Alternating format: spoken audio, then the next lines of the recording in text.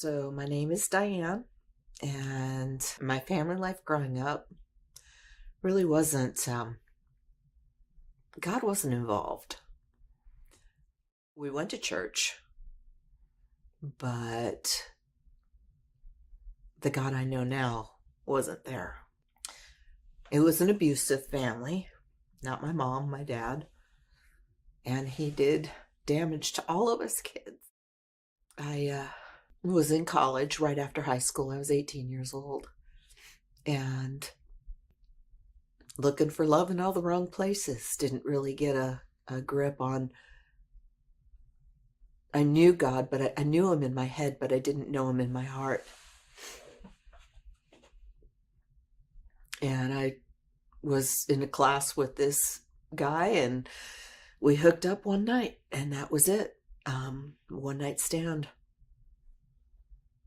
I found out I was pregnant. I think that was in December. I found out I was pregnant March, and called him, and he said, "It's not mine." And I said, "Okay."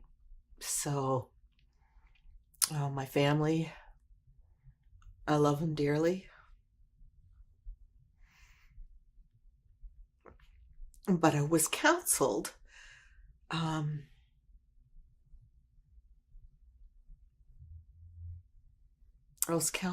to because it was my decision, and I own that. It was my decision.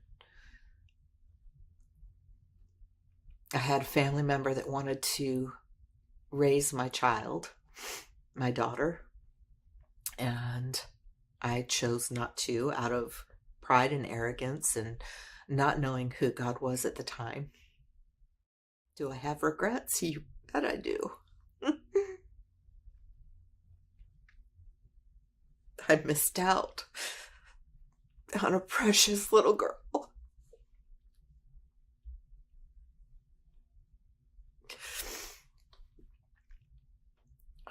I didn't know, and I wasn't counseled, and I don't blame my family at all for this, but I wasn't counseled about life. I just needed both sides of the story, that there was a deeper meaning, and when you make a decision like this, I was 18, I'm 61 now. It still stays with you. It never leaves you. And so the reason I'm here is to speak on behalf of not only my daughter, but to speak to young women who don't have tissue in their body, living blobs. They have children that are growing in their tummy, and they need to be strong to find godly families. And I'm praying that you do find godly families, because they're out there that will love and nurture your children if you can't do it. But if you can do it, I just pray that you choose to choose life, speak life, choose life.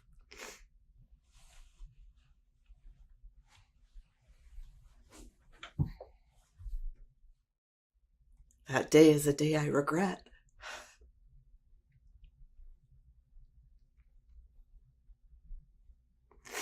I just remember it being cold, being on the table. I was groggy, but it was very cold. Going to a doctor, OB, after that, I was constantly reminded, how many pregnancies have you had? How many live births have you had? They were very condescending. I thought that was very interesting. I didn't know Jesus at the time, and that My abortion was in May. I joined the military. I was on April 15th. So it totally put my mindset in a just different frame of mind. I was focused on basic training. I was focused on learning my career. I was focused on something different. So I didn't have to think about it. I didn't think about it for a while.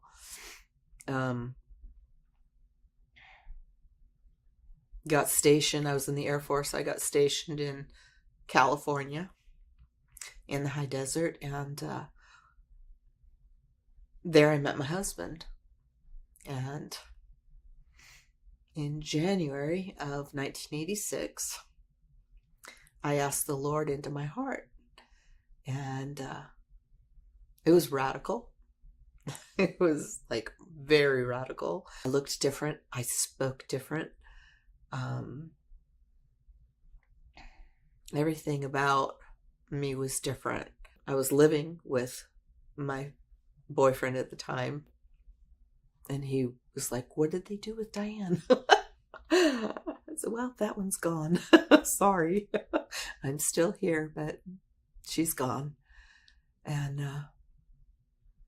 it was a decision we made. We got married 2 weeks later.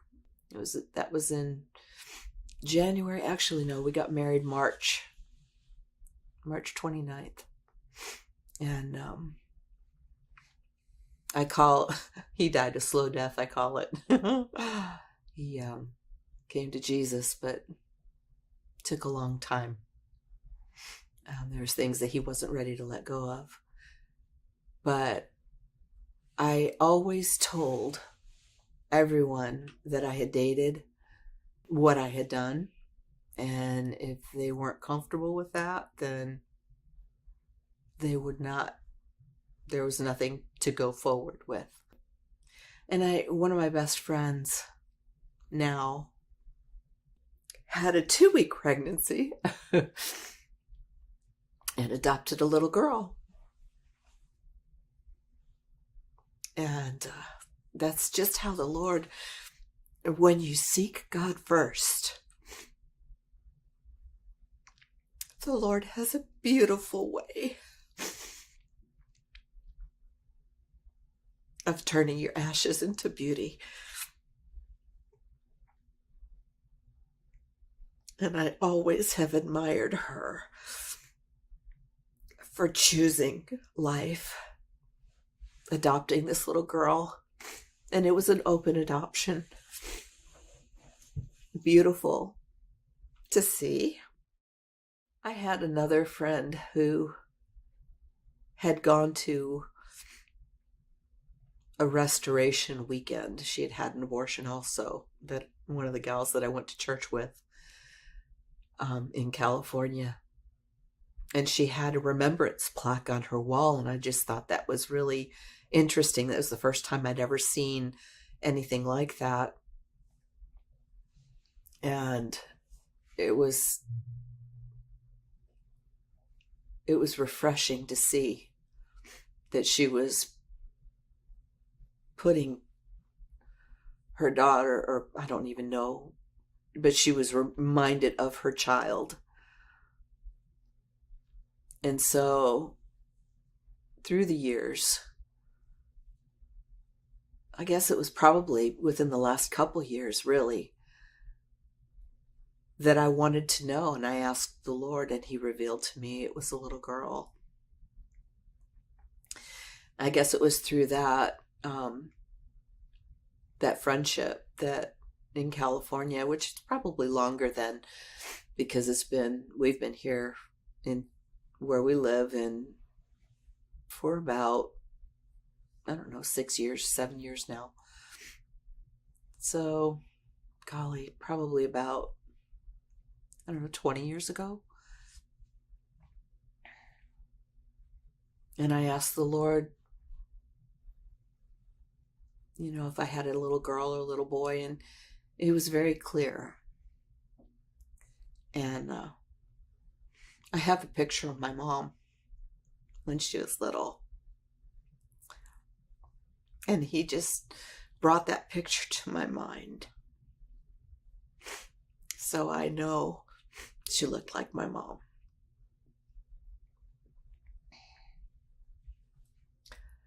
And I named her April Marie. April because I wanted to be reminded every month in that month. And Marie after me, after myself. That's my middle name. But I do think of her every day. And I'm so grateful to the Lord that I can ask him to give her a hug for me. And that she's with family in heaven. And that comforts me.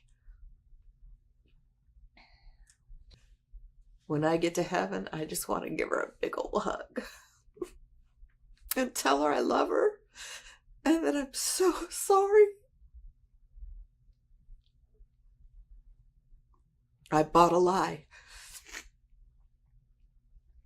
Please don't buy the lie. Girls, please don't buy the lie. You don't ever forget. There's no rug big enough to sweep anything under. Any guys that I dated, and I was very upfront and honest about my abortion. And if they were not okay with that, then didn't want any part of it. I was taking birth control. I actually wore a ring on my wedding ring, my ring finger, and kept a lot of guys from pursuing in the military. I found healing through Jesus, through a personal relationship with Jesus. There's no other name. He's our Redeemer. He's my Redeemer. And when I learned that he died for me, that I was bought by the blood of Jesus, that he cared and loved me so much, and that he forgave me, that brought healing. And it does bring healing. You can't forget what you've done. You can't roll back time and make it go away. And our decisions have consequences. And through Jesus, the redemption and the love that he brought to my life, that changed the whole scheme of things. It changed everything for me. Because he's life. And I think I heard a quote from Monday Martin on Elijah Streams. Actually, it was Elijah Fire. And he said, Satan comes to kill, steal, and destroy. And that's what these clinics do. They kill, steal, and destroy. But Jesus came that we could have life and have life abundantly. That is what changed my life. Take a deep breath and think about what you're doing. There are so many people who would love your child to adopt. Good people, godly people. Find an organization or a church. People will sidle up with you and give you strength and wind beneath your wings that you don't think you have right now. Please don't.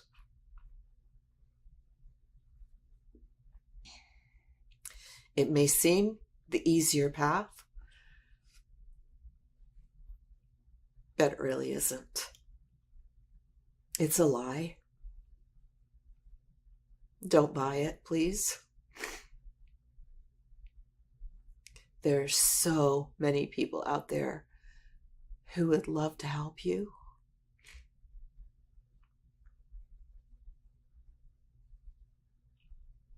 Life is worth it. Your baby is worth it. When I got pregnant the first time when I was 18,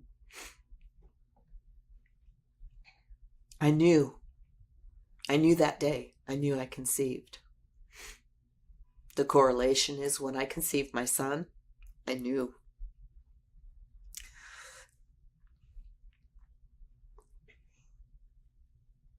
And it was such a joy.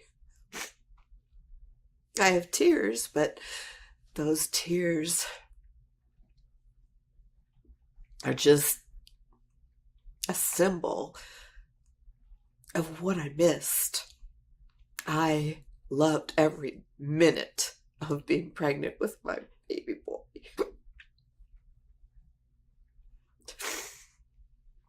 I knew I was coming here. And we went on a day date. And we were driving around, and I told him about a month ago. Because I didn't want him to hear it from someone else. I wanted him to know. For me, I wanted him to hear it from my mouth. And he's an amazing young man. And he just looked at me and he said, Mom, well, I didn't expect that to come out of your mouth, but we all make choices, don't we? And I said, yeah. So my relationship with my son, I think, has grown stronger, way stronger since I've told him. I just feel a different level of respect. And again, he's an amazing young man. I'm so proud of him. When I think about what was stolen from my family, my son lost a stepsister, or half-sister, excuse me. I lost a daughter.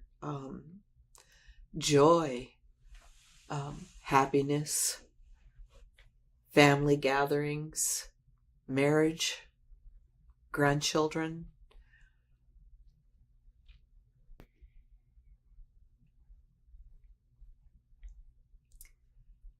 Holidays, just life.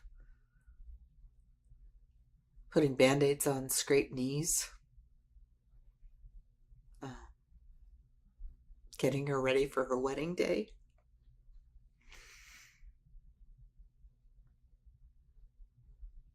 Really, everything was stolen. And again, that's what the enemy does. He tries to kill, steal, and destroy. I've missed who she would have become.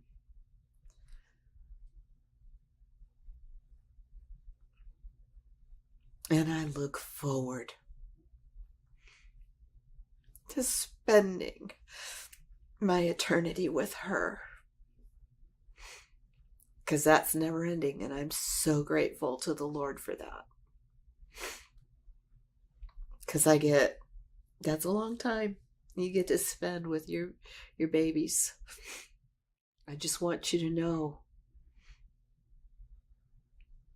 the scripture that comes to mind is the enemy comes to steal, to kill, and destroy. And Jesus came to give life. So when we accept life and be brave enough to embrace it, choose life. It won't let you down. The Lord will never let you down. Choose life. What I would say to the young girls who think that they can't or don't have a support system,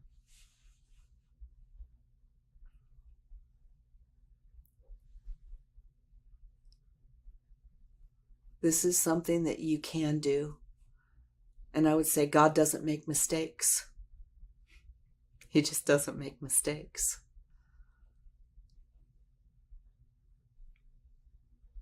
That child in your belly is the most important thing, and you can do this. You've got this. Don't you give up. Don't give up on your baby. There are resources out there. There are people to stand beside you that will carry you until you can walk on your own. And you will not regret keeping that child. You will not regret, if you cannot keep the child, to give it for adoption. There is open adoption, which I mentioned earlier. My girlfriend had an open adoption. It cost her $10 for the birth certificate. I was intrigued by that. It's not about money. It's about loving your children. Love that baby. Give that baby a chance. Speak life over that child. Speak life.